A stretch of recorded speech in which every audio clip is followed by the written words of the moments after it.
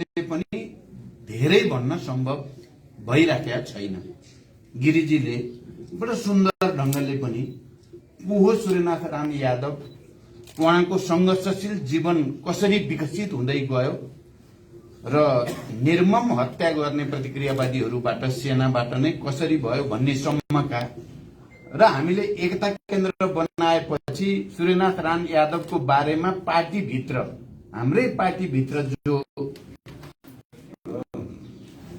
Confusion भनौं न भ्रम थियो उहाँ को हो कस्तो हो भन्ने बारेमा त्यसलाई छानबिन गर्नको लागि म नेतृत्वमा नै थिएँ।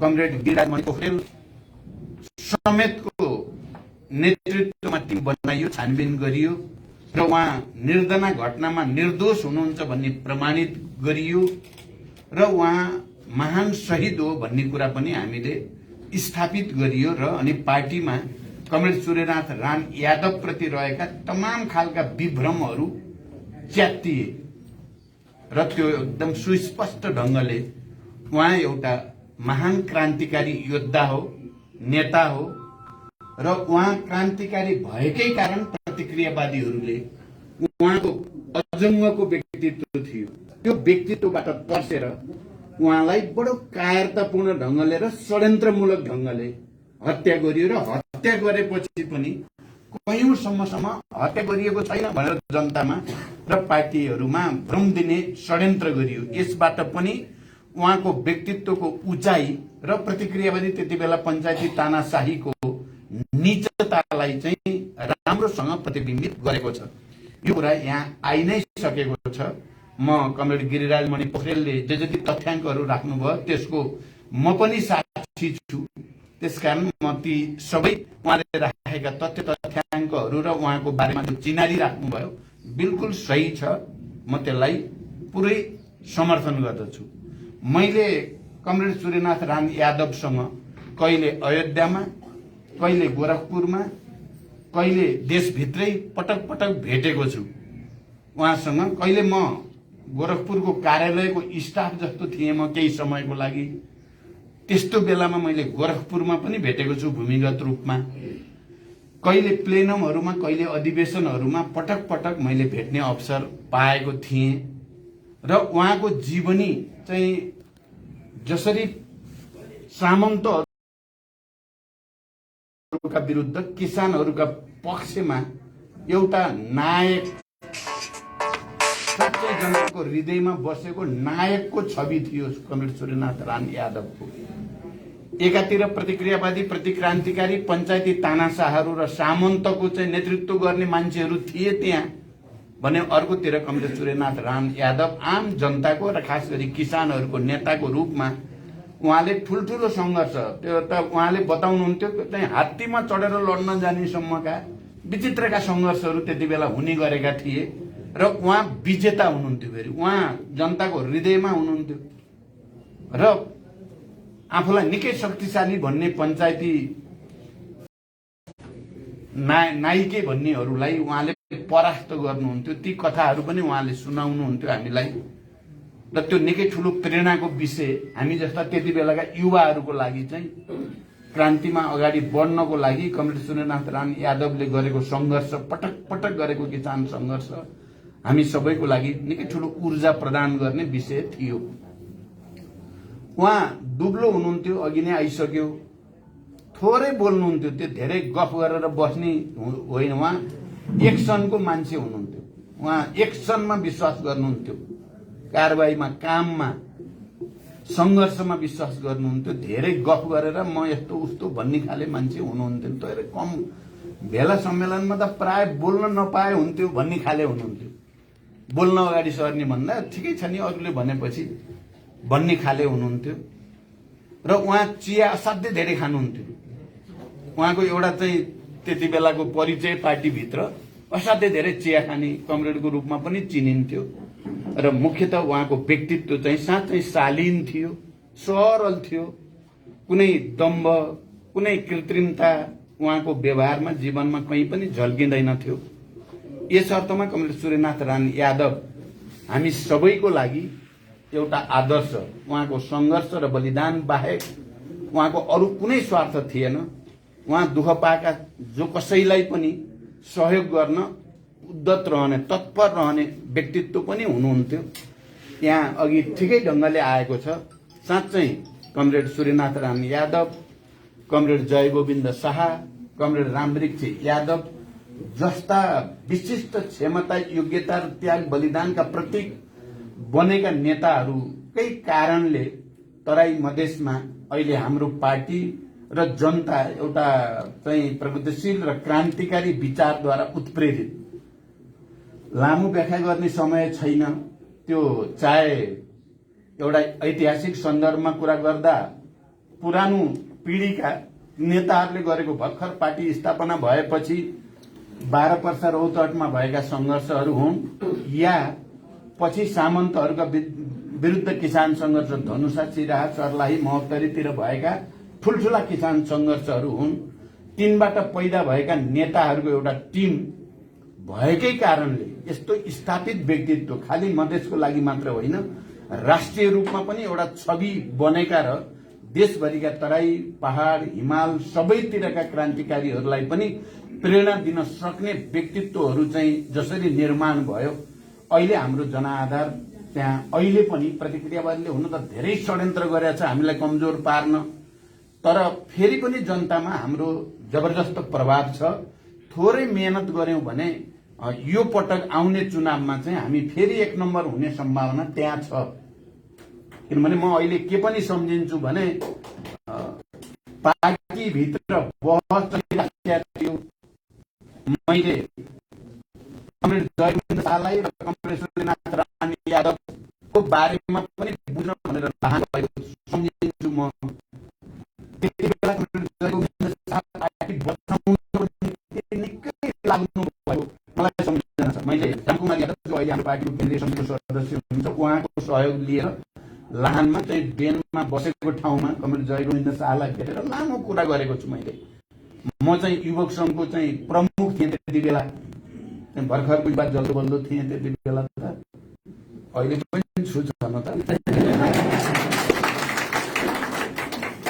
लामो कुराकानी भयो र उहाँले अन्तिम समयसम्म पनि पार्टी एकता बचाउनको निम्ति मेहनत गरेको म सम्झिन्छु। यस्तै व्यक्तित्वहरूकै कारणले हामी गौरवान्वित छौं र अहिले हामी पार्टी पुनर्निर्माणको एउटा महाअभियानमा जाने भनेर हामीले संकल्प गरेका छौं। हामी समाजवादी क्रान्ति अगाडि बढाउनको निम्ति विकास र समृद्धिको यात्रा हुँदै सामाजिक न्याय सहितको एउटा नयाँ समाज निर्माणको निम्ति हाम्रो पार्टीले आफूलाई रूपान्तरण गर्नै पर्दा हाम्रो पार्टी बिस्तारै बिस्तारै यसको एमालेकरण हुन थाल्यो। एमाले जस्तो जस्तो झुट मुट, बेइमानी, जाल, झेल, ठग, थाल, भ्रष्टाचार, पद जसरी नै प्राप्त गर्ने गुटै गुट एमाले भने त्यही हो। केपी ओली छन् नि, झुट बोल्न त्यतिको सिपालु मान्छे सायद नेपालमा अरू झुट बोल्न सिपालु। धोका चाहिँ आफूले दिने धोकाको छ तिनको जीवन, तर बडो सजिलैसँग अर्कोलाई धोकेबाज भन्छन्। हो त्यस्तो खालको र पद प्रतिष्ठाको निम्ति विचार, सिद्धान्त, निष्ठा भन्नेलाई पोलेर खान चाहिँ एकछिन पनि गाह्रो नमान्ने मान्छेको जमात रहेछ त्यहाँ। हामीले त केही त छन् त मान्छे त भन्ठान्यौं, धेरै मेहनत पनि गर्यौं। हुन त मेहनतको फल लागेको पनि छ।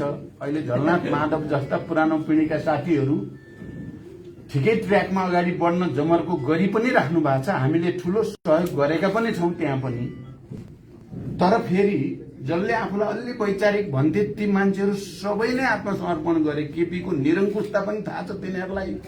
नेपालको एउटा भ्रष्ट नेता हो, जाली झेली नेता हो केपी ओली भन्ने पनि थाहा छ उहाँहरूलाई। मलाई र हामीहरूलाई त उहाँहरूले सिकायो यो यति भ्रष्ट, यति बेइमान, यति छली, यति जाली मान्छे छ भनेर हामीलाई सिकाएको चाहिँ घनश्याम, योगेश, गोकर्ण लगायतको 10 जनाको टिम छन्, उहाँहरूले हो हामीलाई सिकाएको। हामीलाई दर्शन टेक्नुहोस्, हामी छौं साथमा भन्ने पनि उहाँहरू नै हो। तर लास्टमा त सबैले आत्मसमर्पण गर्नुभयो, अनौठो लागेको छ हामीलाई। अनि हामीले केन्द्रीय समितिमा भने हाम्रो पार्टीको पनि बिस्तारै बिस्तारै एमालेकरण है भइरहेको छ व्यवहारमा। उहाँहरूको अहिले एमालेको अरू केही छैन क्या, चाहिँ सूर्य सिद्धि विचार भने पनि त्यही हो, सिद्धान्त भने पनि त्यही हो, लोगो त्यही लोगो पक्रेर बस्ने। अनि मदन भण्डारी बिचरा त्यो मदन भण्डारीलाई उनी कुन अलिकति क्रान्तिकारी अलि देशभक्त भएको हुनाले उनको हत्या भएको भन्ने पनि सबैलाई थाहा छ। आफै राष्ट्रपति आफै प्रधानमन्त्री हुँदा चाहिँ त्यसको बारेमा चिन्ता पनि छैन, खोजी नीति पनि छैन भनेपछि कति अनैतिक। जब भनेपछि भयो, त्यो जब के हो, अब के गर्नु पर्ने हो भन्ने पनि छैन, त्यसमा छलफल जब सिद्धि हो। मलाई चिन्ता हुने गरेको के हो त भने हामी पनि त्यस्तै त्यस्तै हुने भइयो भन्ने चिन्ता लाग्नु थाल्यो। हामी पनि माओवादी सिद्धि हो, माओवादी हुनु पर्ने नपर्ने भन्ने त माओवादी हो नि। हामी गर्दाखेरि चाहिँ माओवादी होइन, हामीलाई अब कोही कोहीले खाओवादी भन्छन्। एमाले जस्तै गर्ने भन्दाखेरि चाहिँ माओवादी भन्ने, फेरि जनयुद्ध भन्ने, जनआन्दोलन भन्ने, हामी क्रान्तिकारी भन्ने। तर ती सबै क्रान्तिकारी भन्ने, माओवादी भन्ने, सबै भन्ने लोगो जस्तो क्या हाम्रो।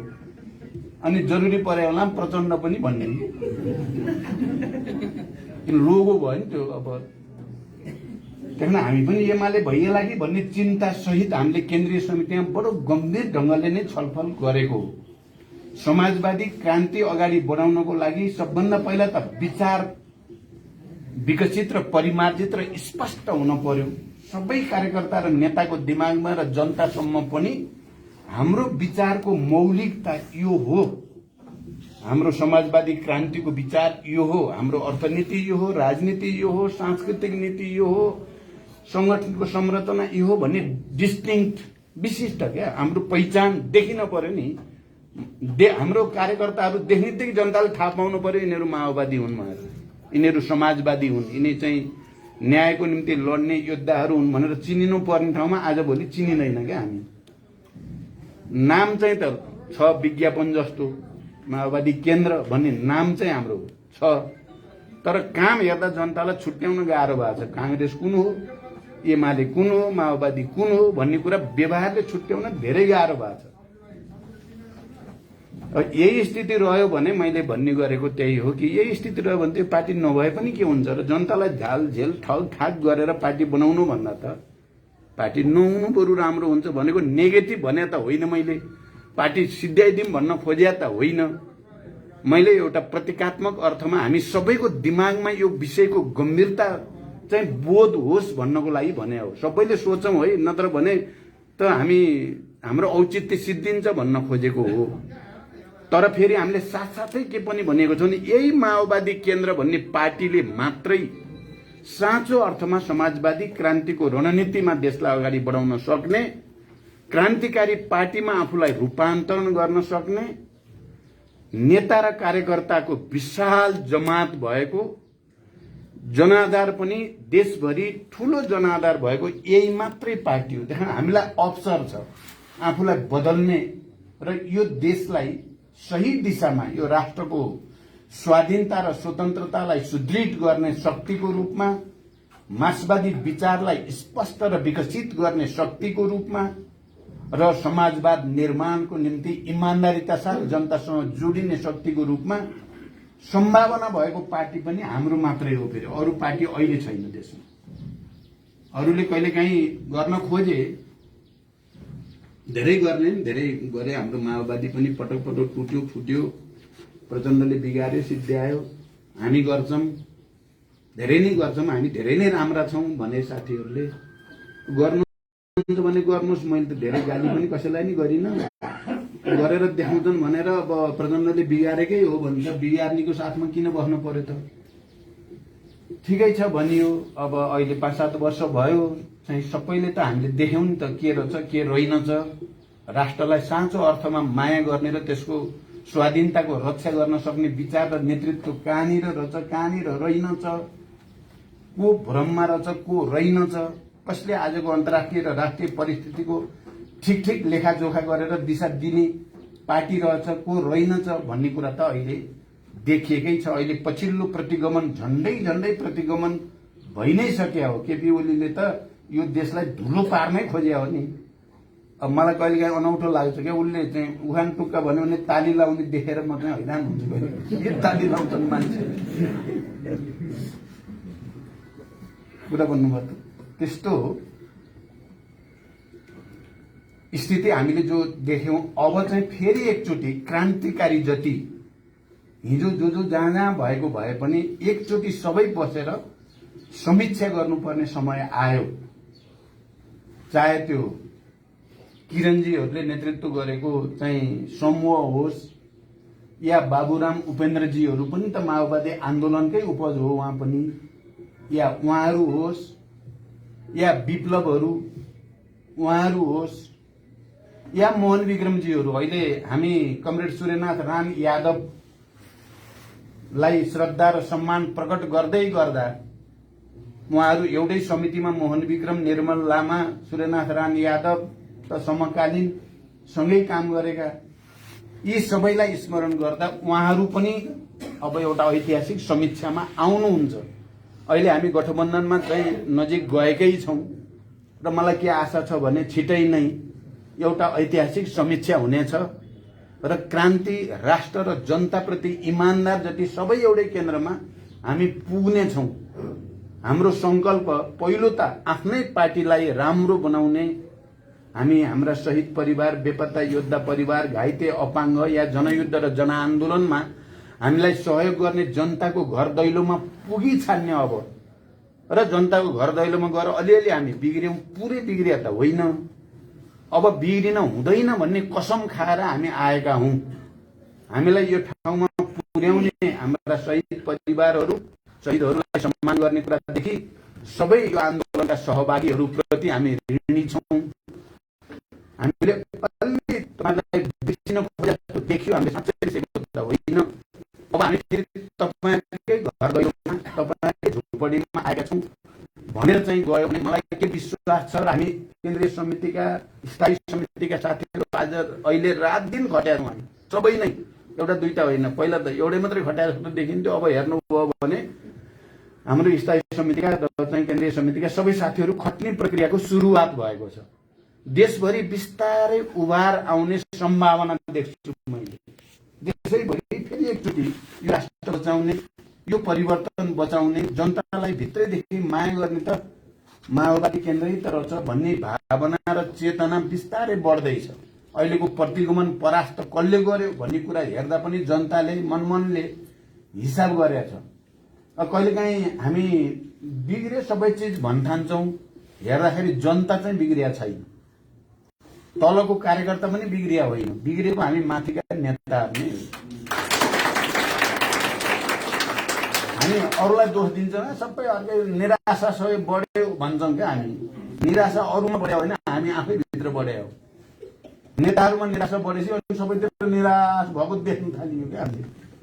आफू उत्साहित भएर लाग्दियो भने त यत्रो विशाल पार्टी छ, यत्रो हजारौं कार्यकर्ता नेताहरूको जमात छ, हामी कसिएर जनतामा जाने हो भने त फेरि एउटा उभार ल्याउन सकिन्छ। तर आफै भित्र बत्ती निभेपछि त अँध्यारो त देखिने नै भयो।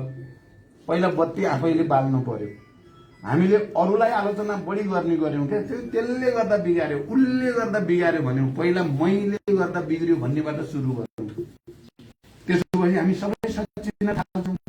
म सच्चिएँ भने त सबै सच्चिन्छ भन्ने ठान्यौं भनेदेखि त्यहाँबाट एउटा प्रक्रिया सुरु हुन्छ। अहिले हामीले केन्द्रीय समितिले भन्न खोजेको कुरा त्यही नै हो र हामी आफ्नो पार्टीलाई राम्रो बनाउने, जनतासँग आफ्नो सम्बन्धलाई सुदृढ गर्ने, हिजो दुःखमा क्रान्तिमा साथ दिने सबैसँगको सम्बन्धलाई सजीव तुल्याउने र साथसाथै मित्रहरू पनि यो संविधानको पक्षमा हुने, राष्ट्रियताको पक्षमा हुने, गणतन्त्रको पक्षमा हुने, समावेशी समानुपातिकताको पक्षमा हुने सबैसँग मोर्चा पनि गर्ने। अहिले हामीले जो मोर्चा बनाएको छौं, हामीले मोर्चा नबनाएको भए एउटा निरङ्कुश र तानाशाहको रूपमा आफूलाई श्री पाँचै जस्तो गर्न खोजेको केपीलाई बालुवाटारबाट चाहिँ गलत्याएर लान त सकिने थिएन बिना गठबन्धन त। हुन त केपी त्यस्तो मान्छे हुन्, मलामी जाँदा नि बाजा बजाउँदै नाच्दै हिँडिदिन्छन्, मान्छे दङ्गै पर्छन्, मान्छे फेरि दङ्गै पर्छन्।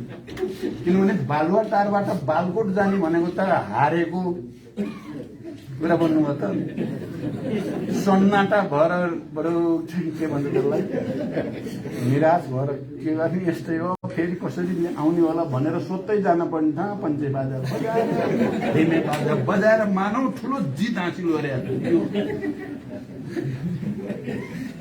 उनी कति करोड खर्च गरेर मान्छे बोलाइएको भन्ने थाहा पाएँ मैले त्यस्तो त्यस्तो गर्न चाहिँ नाटक गर्न सिपालु छन् तिनी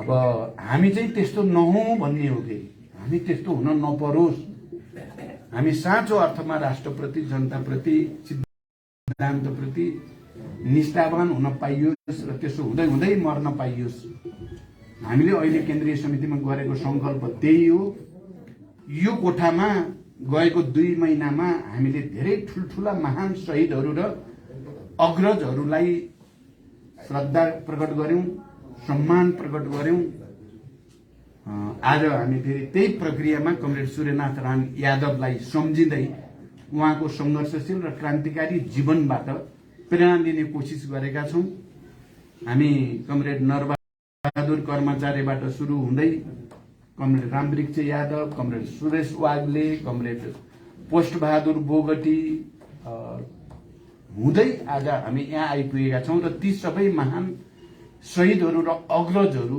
साँच्चै नै तपाईँ हाम्रो लागि गर्वको विषय हो हामी सबैको निम्ति एउटा ठूलो पुँजी सम्पत्ति हो यो पार्टी र यो आन्दोलनको त्यसको रक्षा गरौं उनीहरूको त्यागपूर्ण र संघर्षपूर्ण जीवनबाट प्रेरणा लिने कोसिस गरौं मलाई लाग्छ हामीले आफैलाई राम्रो बनायौं भने मैले के देख्छु अहिले मैले सबैतिर भनेको छु अस्ति प्रदेश नम्बर 2 जनकपुरमा गएको तपाईहरुले थाहा पाइसक्नुभयो साथीहरुसँग भेट भयो नेताहरुसँग भेट भयो कुराकानीहरु भए सबैतिरको चाहिँ हेर्दा हामीले सबैले एकचोटी आत्मसमीक्षा गरेर जनतासँग जोडिन जाने जनतासँग गरेर आत्मलोचक भएर प्रस्तुत हुने हामी सजिलै 64 मा जस्तो 1 नम्बर पार्टी हुन सम्भव छ र कसैले रोक्न सक्दैन भन्ने देखिन्छ तर हामीले अल्छी गर्यौं जाँगर निकालेनौं अब यस्तै हो भन्दै गर्छन् ठानियो भने चाहिँ फेरि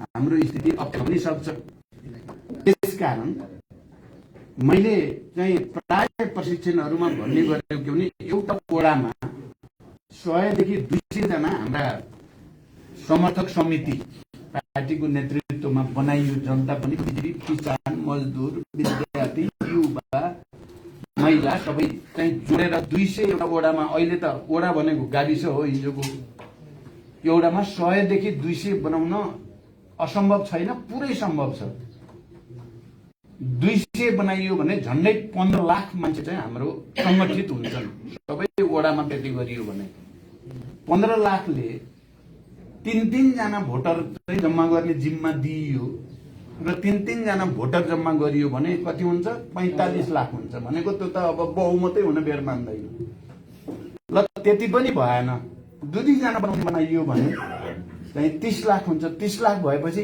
1 नम्बर पार्टी हुन गाह्रो छ त भने कहीं कतै गाह्रो छुँदै छैन त्यसो भएको हुनाले म हाम्रा अग्रजहरू हाम्रा महान शहीदहरू आदरणीय व्यक्तित्वहरूलाई सम्झना गर्दै गर्दा सम्मान प्रकट गर्दै गर्दा यही संकल्प हामीले लिनु छ एकपटक लिउँ कमरेडहरू एकपटक हामी सबैले आँखा चिम्लेर देशको लागि पार्टीको लागि आन्दोलनको लागि चाहिँ यो देशको नेतृत्व गर्यो किन हामीले नेतृत्व गरेन भने अरूले बिगार्ने मात्रै देखियो किन होला भन्ठानेर एकता गरे हो नि त हामीले त तर अब खलनायकसँग परेपछि त बडो अप्ठ्यारो भयो हामी हारे पनि होइन हामीलाई जितेकोलाई नै हारे जस्तो बनाइदिए अब त्यसकारण फेरि एकचोटि हामी जुरुमुराएर हामीमा लागेको धुलो मैलो टकटक्याउँदै उठेर चाहिँ दौडिन थाल्यौं भने हामीलाई चाहिँ किनभने एजेन्डा हामीसँग छ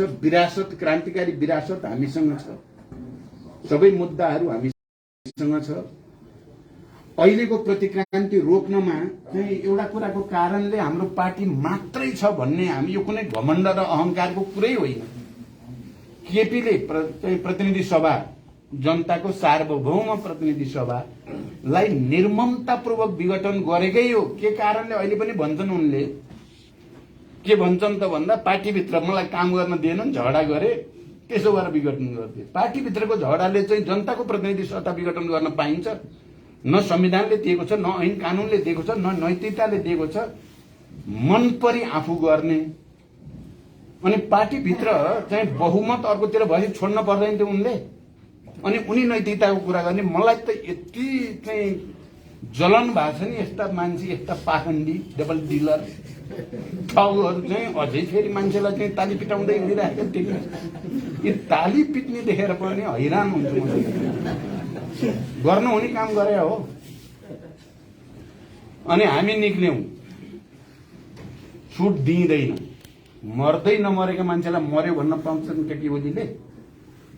विघटनै हुनै नसक्ने संसदलाई विघटन गरे भन्न पाइन्छ? बचाएर देखाइन्छ भनियो, जनताले साथ दिन्छन् भन्ने विश्वास थियो। तर त्यति नै छिटो त्यति धेरैले साथ दिन्छन् दिँदैन, अलिअलि डाउट पनि थियो। तर माघ 28 गतेसम्म जाँदा त लाखौं जनता, मानौ 62-63 को आन्दोलनमै आए जस्तो गरी आए जनता त। त्यसपछि त कसैको तागत भएन नि चाहिँ अब केटीलाई छिर्बो भन्न त। हामीले जित्यौं। दोस्रो पटक गठबन्धन बनायौं, हामीले जित्यौं। अब सिद्ध्याउन खोजिरहेछन्, षड्यन्त्र धेरै छ यहाँ गर्ने अनि, तर ती सबलाई असफल बनाइन्छ। तपाईँ हामी एक भएर अगाडि बढेपछि कसैको केही लाग्दैन। हामीसँग हजारौं शहीदहरूको, पारिजात कवियत्री पारिजातले भन्या जस्तो कहाँ मर्दा छन् र शहीदहरू, तिनीहरू त नारा भएर भित्तामा लेखिँदा रहेछन्, के जुलुस भएर हिँड्दा रहेछन् भन्या जस्तै हो। मार्क्सले भन्या जस्तो शहीदहरूले त हजारौं क्रान्तिकारी जन्माउँछन्, कहाँ मर्छन् र शहीदहरू भन्या जस्तै हो। यही कुरा बुझौँ। यति भन्दै भन्न त धेरै रिस उठेको छ के के छ मलाई लाग्छ तर